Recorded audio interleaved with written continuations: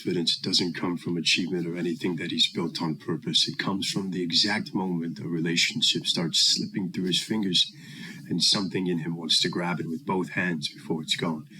That's the moment this video is actually about. Not the breakup itself, but the few seconds right before, where the instinct to beg feels less like a choice and more like gravity. Here's what almost nobody tells a man standing in that moment. And it's the whole truth. This video is kind of built around. Begging has never once restored attraction, not once. What it does every single time is confirm that the emotional balance already tipped. And now everyone in the room knows it, including you. To understand why, you have to understand what attraction is really tracking, because it's not tracking what you say. It's tracking what your behavior reveals about where your stability lives. And the moment a man starts pleading, explaining himself, apologizing on repeat, promising a version of change he hasn't earned yet, he's revealing something he never meant to reveal. That his sense of okayness was quietly living inside her decision the whole time. And now that decision is going the wrong way. That single realization changes everything else in this video. So let's sit with it before we go further. A woman watching a man beg isn't watching devotion. She's watching a man's emotional foundation collapse in real time. And no amount of sincerity changes what that collapse communicates. Most men will tell you they don't beg out of weakness. That's true. And it's also not the whole story. They beg because the mind, in the middle of losing something it valued, goes into a kind of survival mode nobody warns you about. Every good memory starts flashing at once. The laugh from 3 months ago, the ordinary Tuesday that felt like nothing at the time, now feels like everything. And in that flood, the mind makes a very human, very wrong calculation. If I could just explain this clearly enough, she'll remember what we had and change her mind. Here's the problem with that calculation, and it's worth being precise about it, because this is the part most men never actually get told straight. Attraction doesn't run on persuasion. The moment you're trying to convince someone to value you, you've already stepped into a position that changes how they see you, regardless of how good your argument is. You could deliver the most honest, most vulnerable, most well-reasoned case for staying together ever spoken, and it wouldn't matter, because the act of making the case is itself the thing draining the room of whatever tension used to hold the relationship together. This is where a lot of men get stuck, because it feels deeply unfair. Maybe he was loyal. Maybe he showed up for months or years, patient and present, doing everything you thought a good partner does. And now, at the exact moment it matters most, the instinct to fight for what he built gets treated like the wrong move. That instinct isn't wrong to feel. It's just wrong to act on. Because fighting through pleading doesn't repair what's cracked. It accelerates the crack. Here's why. Respect is one of the quiet load-bearing walls of attraction. And once it starts going, it doesn't come back through more effort. It comes back, if it comes back at all, through a completely different behavior, the behavior of a man who doesn't chase what's already decided to leave. So picture the fork in the road, because there really is one. And it happens faster than most men realize. On one side is the man who reacts to the collapse by trying to reverse it through emotional force, longer text, repeated apologies, one more conversation to just talk it through. On the other side is a man who feels exactly the same devastation, the same flood of memory, the same 3 a.m. ache, but responds to it by going quiet, stepping back, and letting the outcome being what it's going to be. On the outside, these two men might look almost identical for the first hour. The difference only becomes visible over the following days. And it's the difference this entire video is trying to make clear, right? The first man's silence would have been performance, a held breath, waiting to see if it worked. The second man's silence is real, because it's backed by an actual decision that his dignity is worth more than any version of the relationship that requires him to abandon it. Here's what almost nobody explains about what happens next, and it's the part worth paying closest attention to, because it flips the entire emotional script most people expect. She anticipated the first man, right? Society trains everyone to expect the first man. The messages, the pleading, the attempt to reopen a door that's already closed, when what actually shows up instead is quiet, composed distance. It doesn't confirm what she thought was going to happen, it contradicts it. And contradiction, more than almost anything else, is what makes the mind stop and actually look at a situation instead of coasting on assumption. This isn't a technique for getting her back. That distinction matters enough to repeat, right? Obviously here. None of what follows works. If it's performed as a strategy to manufacture her return, if a man walks away while secretly running the numbers on whether it'll bring her back, that calculation leads through exactly the way begging does, just slower. The only version of this that actually protects anything is the version where the man genuinely means it, where he's not walking away to win, he's walking away because staying and pleading would cost him something he's no longer willing to pay. Here's a deeper mechanism worth understanding, because it explains why this isn't really about her reaction at all, even though her reaction is the part that everyone fixates on. When a man begs, his entire emotional stability gets handed over. His peace becomes contingent on her decision. Her sense of okayness rented out to someone who's already told him the leash is ending. Walking away breaks that arrangement. Not because it's clever, because it's true. His life didn't start with this relationship, and it isn't required to end with it either. No matter how much he currently feels that way, that realization usually arrives painfully. And it should, because it's not a comforting truth.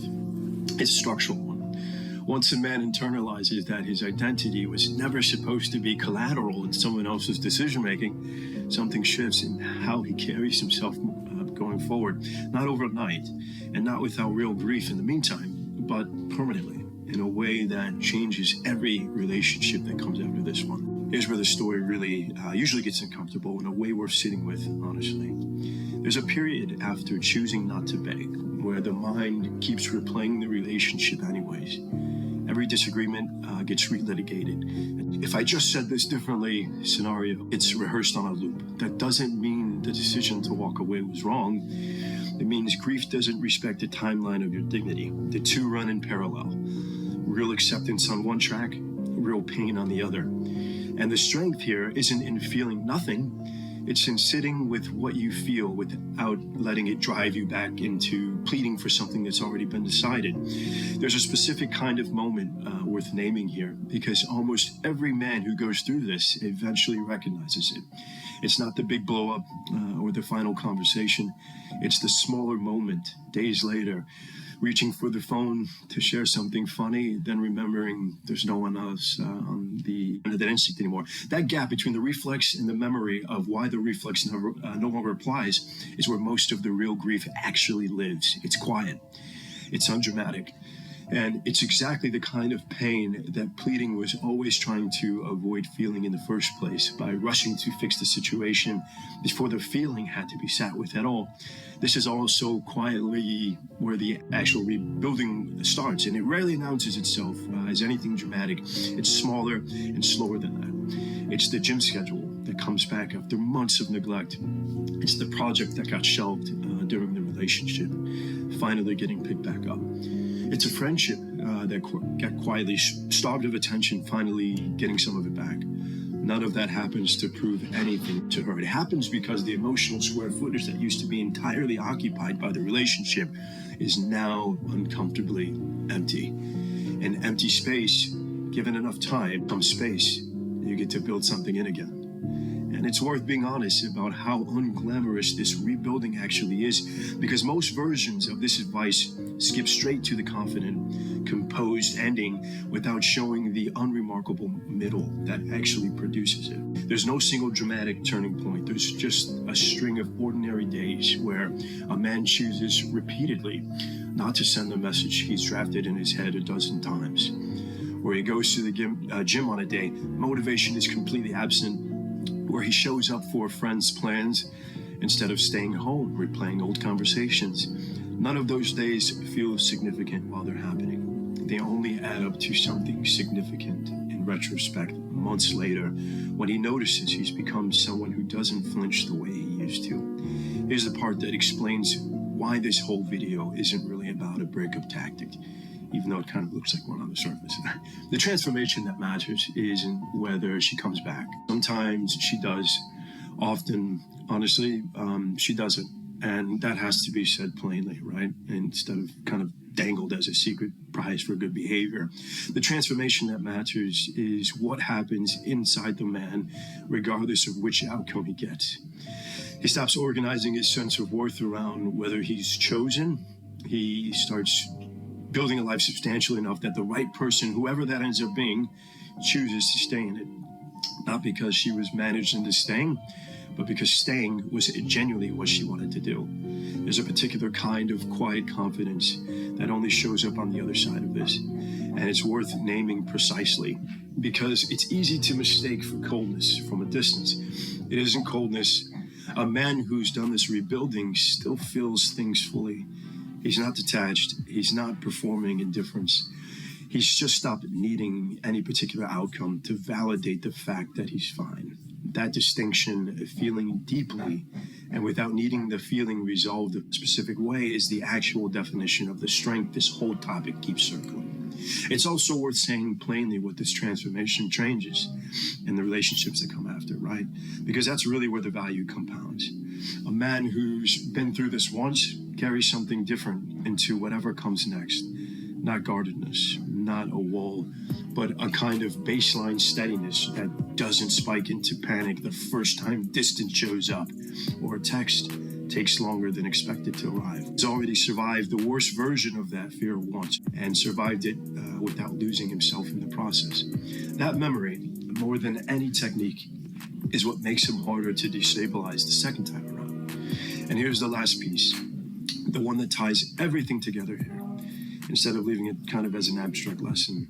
If she does come back through curiosity, through her own version of reflection during the silence, we're simply missing something real that used to exist. That has to meet, she has to meet a man, that has to meet a man actually different, not a man who's been sitting frozen, still fully organized around her return the whole time. If nothing about him changed while he waited, her comeback lands on the exact same imbalance that broke things the first time. But if the months in between were spent honestly rebuilding, reflecting, not performing rebuilding, but actually doing it, then whatever happens next, whether she returns or whether she doesn't, happens to a man who's already whole either way. And that's the real meaning under the phrase this video opened with. It was never about pride, and it was never a strategy dressed up as self-respect. It's simpler and heavier than that, right? A man's dignity is worth more than any relationship that requires him a way to trade it.